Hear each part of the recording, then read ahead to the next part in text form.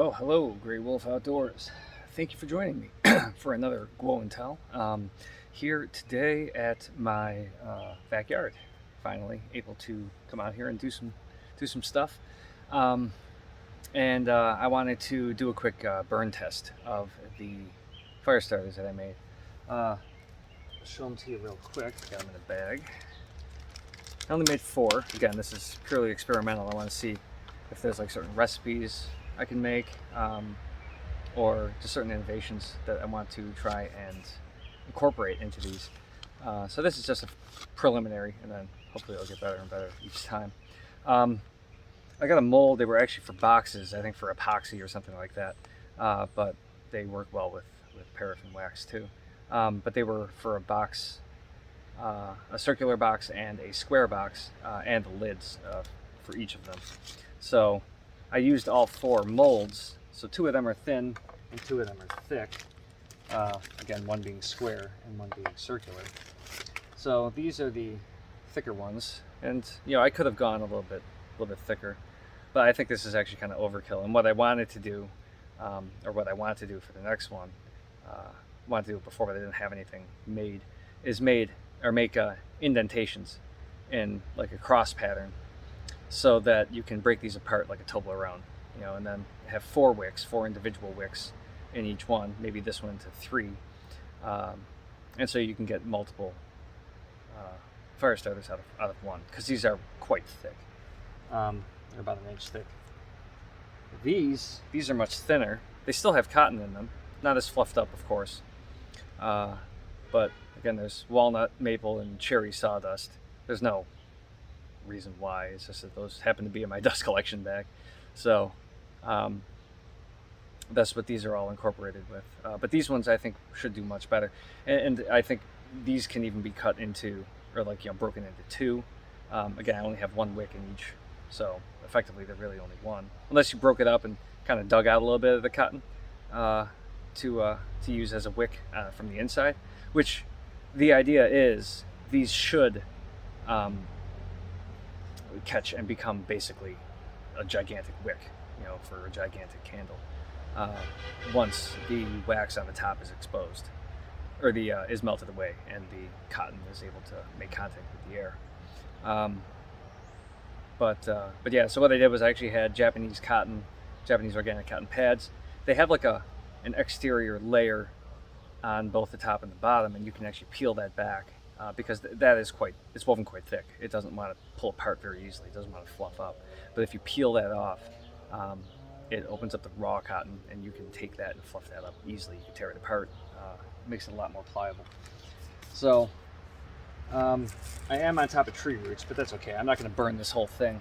And I have a white oak, just a thin piece of white oak as a platform. So let me readjust this camera a little bit, and let's see. There's a way to do this. There we go. I'm just gonna bring that down, and hopefully you can see it. Let me. Does that work? Let's see if we get a little bit lower. Yeah, that'll work. So I want to try one of the thin ones. I think these are going to be the better option here.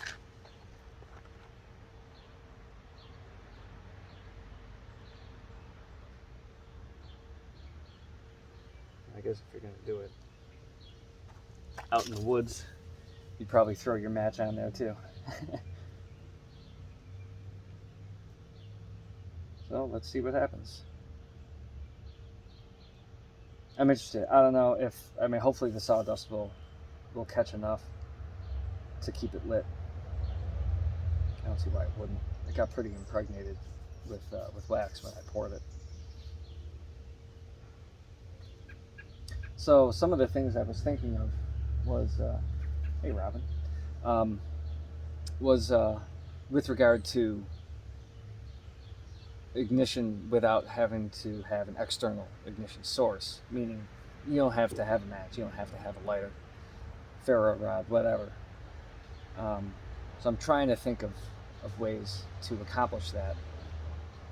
The only thing, of course, is that you would have to make sure it's constantly waterproof, until you use it.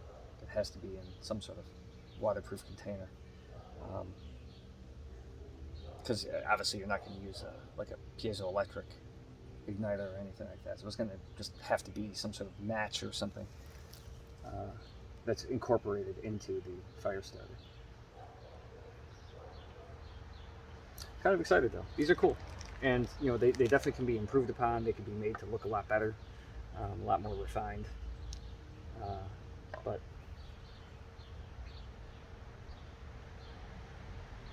I mean, the thing about these is that you gotta make sure they're protected from the wind. Now, obviously, there's no wind today, but you definitely have to make sure it's protected from the wind, because if that goes out, that wick right there is so small, you'd have to dig it out and start all over.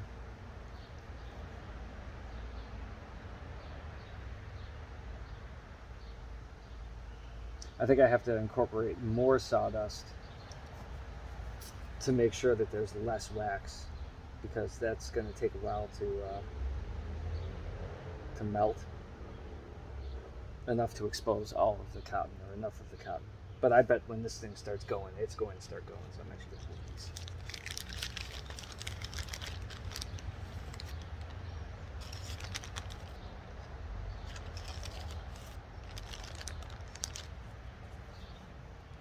I mean, that match is still going, so that's impressive.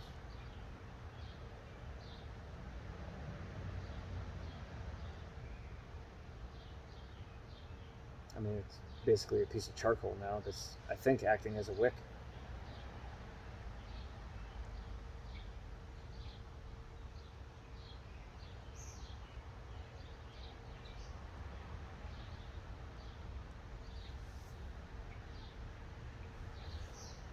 Let's see if I can get you up close.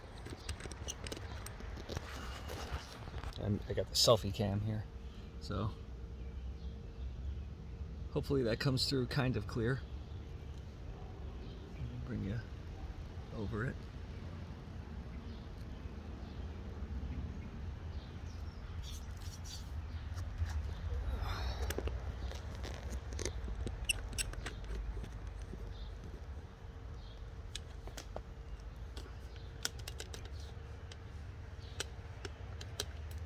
Try and get that a little lower.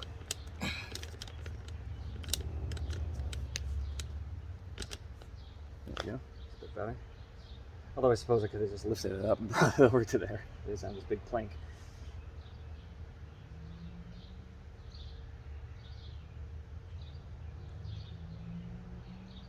Yeah, there's wax leaking out over the one side here.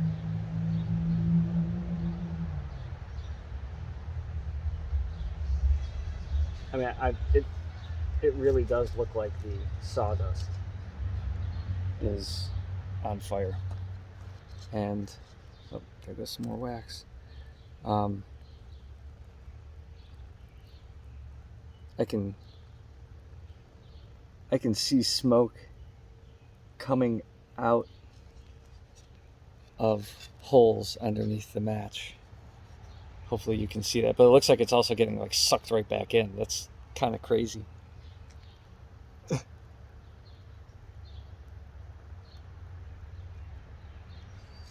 But yeah, I mean, I bet I can drain this wax off, and that would allow everything to ignite like a wick, because it's going to have wax inside of it. So this extra wax is really just something to allow this to keep burning. But you don't want this to burn for 4 hours. You want it to burn bright and hot right away, as quickly as possible, to ignite whatever burnable material you have. But then again, in some situations you want it to be burning a long time, but a large enough flame to heat up whatever's around it. And I guess that's where the larger ones would come into play. You wouldn't necessarily have to break it up into 4 if you were in a situation where, wood's wet, need as much heat as possible over as large an area as possible. Light all 4, keep it together, or break them up into pieces and use them in various spots around your fire. Try and get it started that much quicker. But I'm really happy with this. The fact that really, other than the wick, and just bits of sawdust that were outside of the wax when I poured it. This thing isn't even burning it at all. It's all wax that's burning.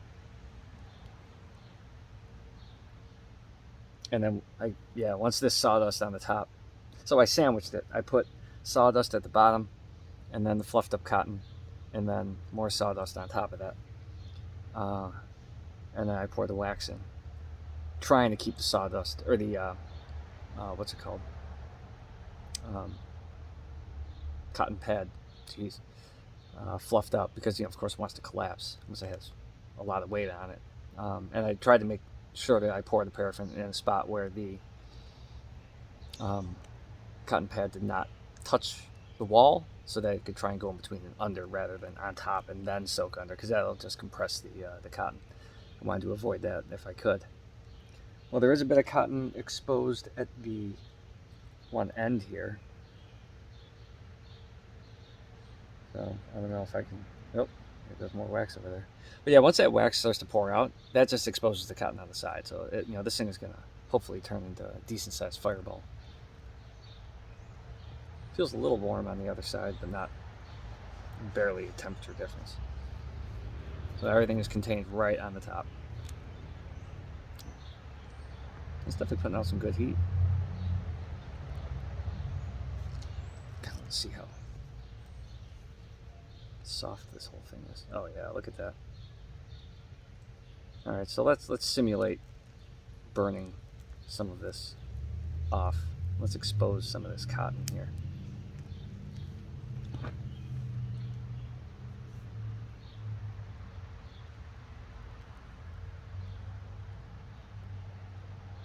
Yeah, it's like a gigantic candle wick.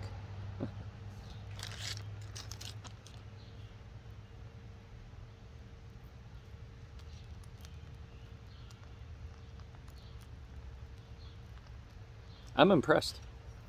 I'm impressed. And I think the thin ones, really, are probably going to be the way to go. Although, the large one, it's still going to be, pretty darn good. It says you're going to get wax spilling out. But, again, that might impregnate things around it. If you're using feather sticks, which theoretically, if you have a match and you light this, it should light feather sticks too. But this will obviously allow it to burn a lot longer. But if you had this on top of or surrounded by feather sticks, as this thing melts and the wax begins to seep out, it'll probably soak into the wood around it instead of just coating it.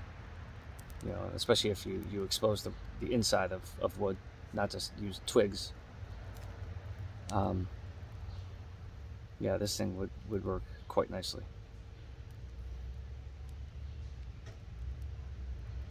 I'm impressed. I like it. I like this thing. I think that with some tweaks, I can really make that thing pretty darn cool. Well, thank you for watching, or for sticking around with me while I test this thing out. I'm going to keep doing some experiments. So, thank you very much. This is Joe out. Let me know if you got any comments, questions, tips, critiques. I'm always open for new information. Thank you very much. You guys take care.